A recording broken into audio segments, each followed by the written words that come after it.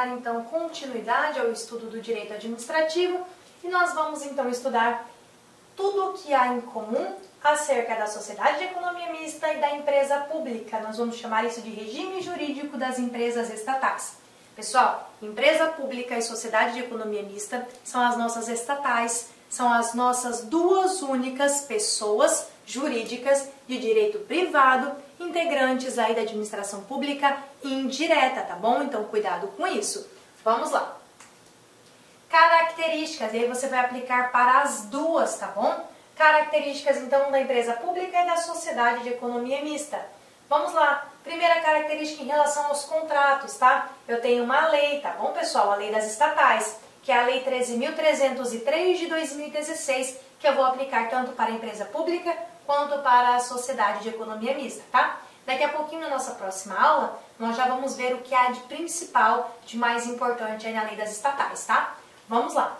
Agora nós vamos ver as características comuns. Primeira característica comum está lá nos contratos, tá, pessoal? Que vocês vão encontrar lá no artigo 68 dessa legislação. Após a lei das estatais, que é a 13.303 de 2016, os contratos, então, que essas empresas públicas ou essa sociedade de economia mista firmarem com seus fornecedores, com seus prestadores de obras e serviços, serão contratos, então, de direito privado. Eles não terão a característica de direito público, tá, pessoal?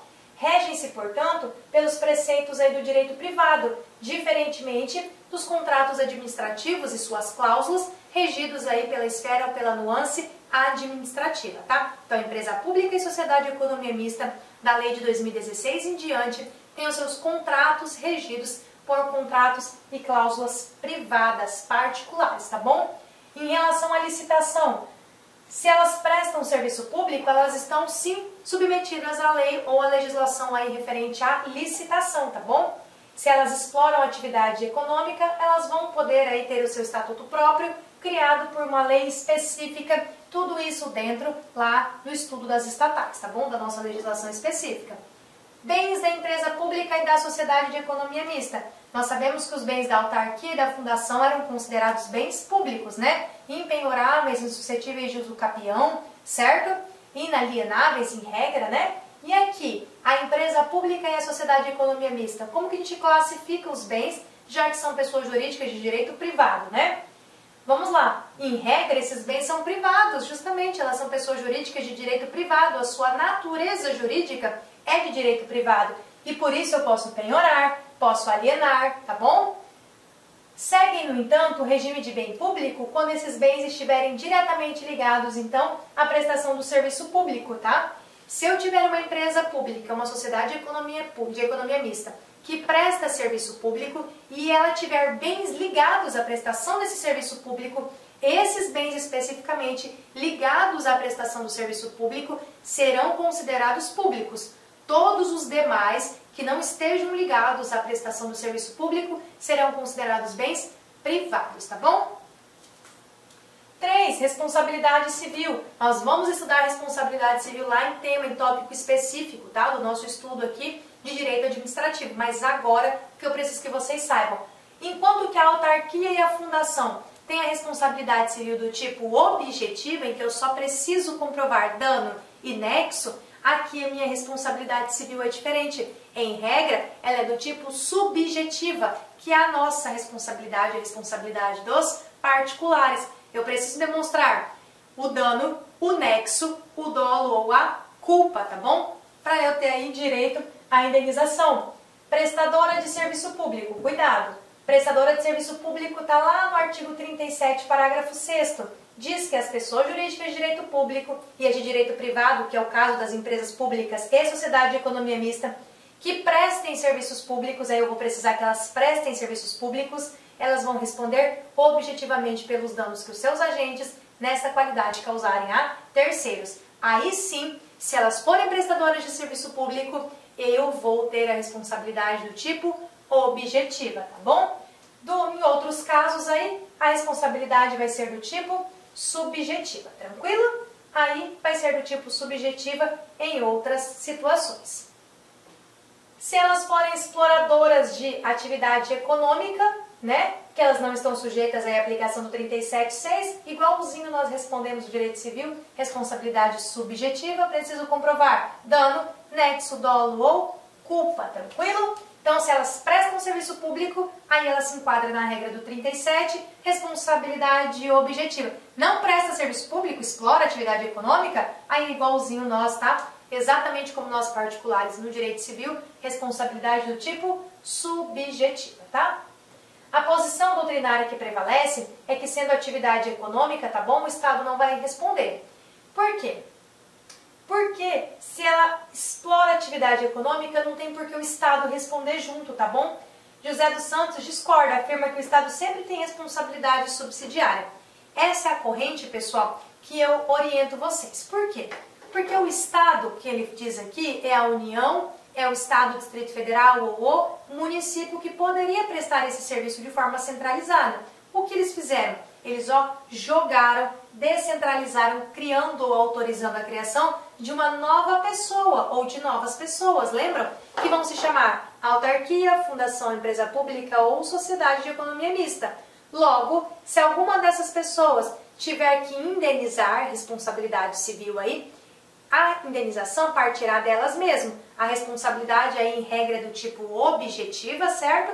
E para a empresa pública e sociedade de economia mista, que explorem o serviço econômico, não prestam serviço público, aí eu vou sair da regra e vou para a minha responsabilidade subjetiva. Mas, professora, acionou a empresa pública ou a sociedade de economia mista e elas não têm dinheiro para pagar. Entendemos que a posição correta é a do professor José dos Santos, tá bom? Não tem, o Estado então responde subsidiariamente, tá? Cuidado, o Estado não responde solidariamente. O que é solidariamente? Solidariamente é dar a mão. Eu seguro a sua mão e a gente, anda aí tranquilamente. Acho que houver, eu tô aqui, sou sempre solidária. Não, não é isso. Caso elas não tenham patrimônio, aí sim o Estado entra, tranquilo? É subsidiária. O Estado fala, eu tô aqui na retaguarda caso não tenha outro jeito.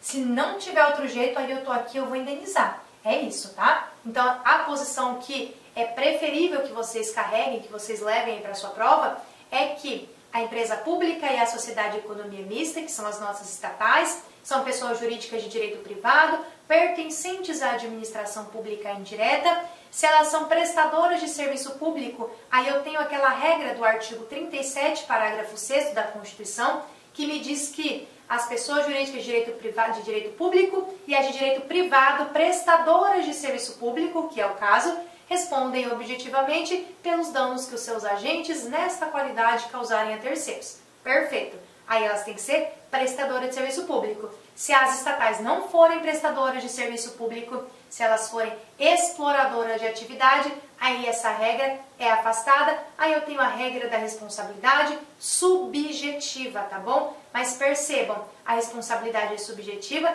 e em todo caso, já que elas são administração pública, em sentido pelo menos amplo, e fazem parte do bolo da administração pública indireta, o Estado, em tese, sempre terá um pouco de responsabilidade, nem que seja aquela de forma subsidiária. Tranquilo? É esse entendimento que eu quero aí que vocês anotem, que vocês carreguem para a sua prova, tá? Vamos lá, regime tributário. Serviço público. Segundo a jurisprudência do STF, se elas forem prestadoras de serviço público com exclusividade, elas vão ter aí imunidade recíproca para os impostos, tá bom? Se o encargo tributário for repassado ao usuário, né, ou às sociedades, aí não vai ter nenhum privilégio. Perceba se ela for prestadora de serviços com exclusividade. Se ela for exploradora de atividade econômica, não há que se falar em imunidade tributária. Diferente do que acontece com a autarquia e fundação, que possuem aí a imunidade tributária, tá bom?